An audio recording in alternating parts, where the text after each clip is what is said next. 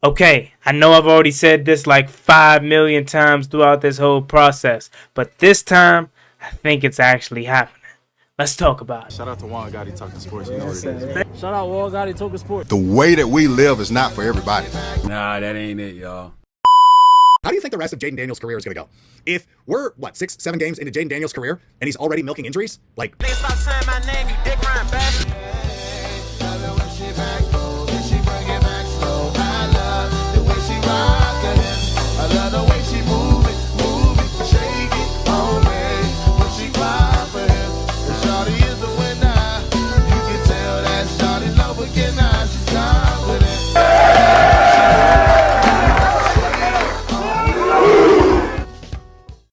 So today, the Washington Commanders had practice, and Terry McLaurin was taken off the physically unable to perform list, meaning that he will be returning to practice with his team. And with that coming out today, that had a lot of people excited, as Terry McLaurin will not just be practicing with his team again, but maybe, just maybe, this means that one step closer to the finish line both sides are in terms of the contract extension. And then today we got a bombshell of a drop from a guy that is known for actually getting stuff right. So let's see if he is going to continue his streak of being right. This is per Ricky Scoops on Twitter. And again, I know this is probably like, Juan, this is a random account. How are you falling for it? How do you think this is true? Well, this guy has been known to break news and to be a guy that has some type of history with these exact things. So it says this: spooky season is coming.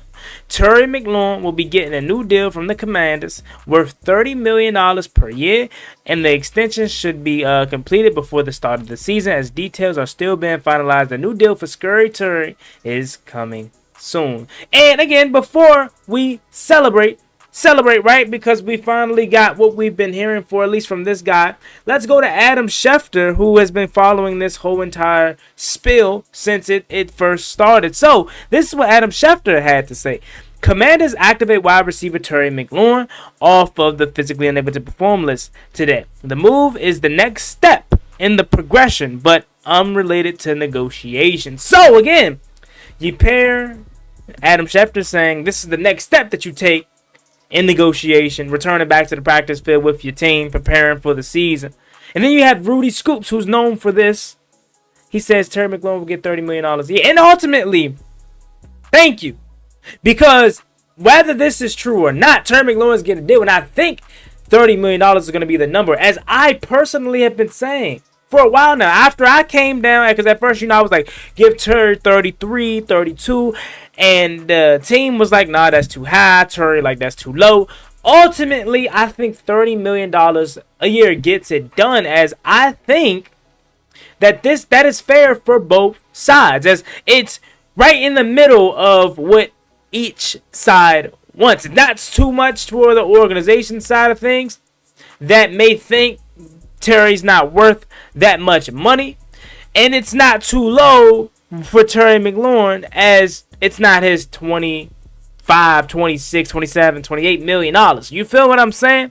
So again, more of the story today proves that this is another step being taken close to this deal being done. And as we know, we need it in the worst way possible, as this wide receiving core, in my opinion, outside of Deebo Samuel, Noah Brown, and obviously Terry McLaurin, it has a lot of improving to do. Now again, we have some young guys that I'm excited to see on Monday in the preseason game.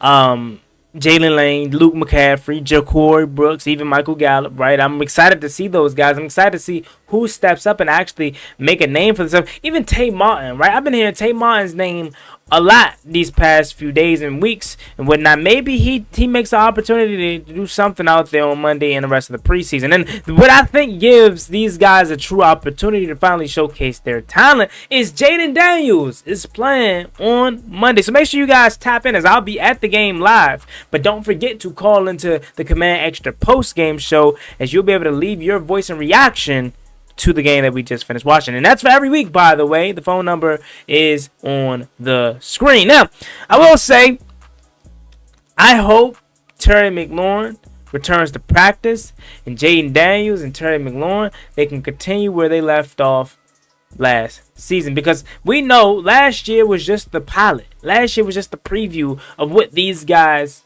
can get done.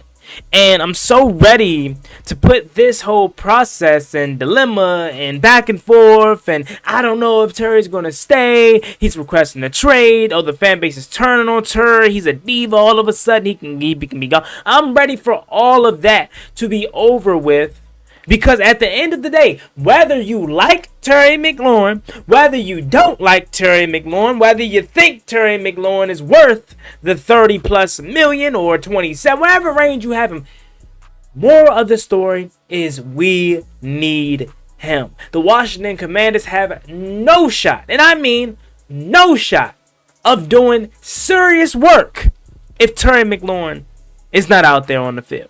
Now, I will say this. Okay, Jaden Daniels is your quarterback. So, technically, any given Sunday is possible. But if you truly want to make a deep run and win Lombardis, you need Terry McLaurin. Just ask Josh Allen, for example, who I think is arguably the best quarterback in the NFL. Just ask Josh Allen, why does he always come up short against Patrick Mahomes? Well, because he doesn't have a legit weapon. I mean, since Stephon Diggs, he has not had a legit receiver one. I mean, of course, Keon Coleman, we hope, can grow into that, but Khalil Shakur was his best weapon last year in the postseason in terms of receivers. You need a receiver one in this league. Don't let anyone fool you. You need an elite weapon, whether it's a tight end, receiver, Brock Bowers, right as a tight end, whoever it is. You need a pass catcher that is elite. And that's what Terry McLaurin is. Is he the best receiver in the league? Is he Justin Jefferson, Jamar Chase even? No. He's not that level. But what I will say is Terry McLaurin is an elite number one receiver. And we figured that out years ago. Some people had to question it, but we already knew what Terry McLaurin was. And at the end of the day, again, I will reiterate this till my face turns blue. I do not care if you think Terry McLaurin is worth the money. I don't care if you think Terry McLaurin is top 5. He's outside of the top 10. The Washington Commanders is a legit football team with Terry McLaurin. Without Terry McLaurin, now you got to scratch your head to see who's going to step up. Because I think a lot of people don't realize the trickle effect. If Terry McLaurin is not out there, it's not just, oh, Deebo Samuel has to now be the receiver one and you didn't trade for Deebo Samuel for him to assume that role. That you can somewhat live with because Deebo Samuel has talent. The thing is, the people behind him now takes a step up. So you have Deebo Samuel posing as a number one, meaning you have Noah Brown having to be a number 2, meaning you have to rely on Luke McCaffrey potentially, Jalen Lane potentially, Ja'Cory Brooks, Michael Gallup potentially being the receiver 3 or 4? Come on. So when I say Terry McLaurin is worth whatever they decide to give him his money, we need him, ladies and gentlemen. That is point blank period. Regardless of the money, we need 1-7. And we will be getting 1-7 at some point before the season starts. I don't know if it's today. Well, I do know if it's today. If it was today, it probably would have happened already. It's about 5:36 right now. It's not tomorrow. It's not Monday.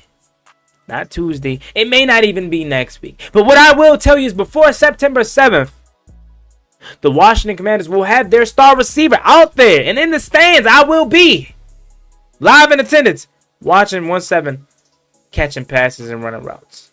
But that's why he's back out here. Not just because it's getting late in the training camp.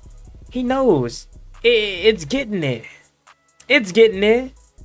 And we're going to sign a contract here soon. And I got to get out here and get acclimated with my guys. It's funny how after Cliff said something yesterday, this news comes out today. So I don't know if Cliff got into AP's ear and said, AP, I get you playing hardball, whatever. I get your negotiation tactics, and I love them. Don't get me wrong. Do that in the off season, or do that with not our superstar player, or do that with guys that want contract extensions that's not Terry McLaurin.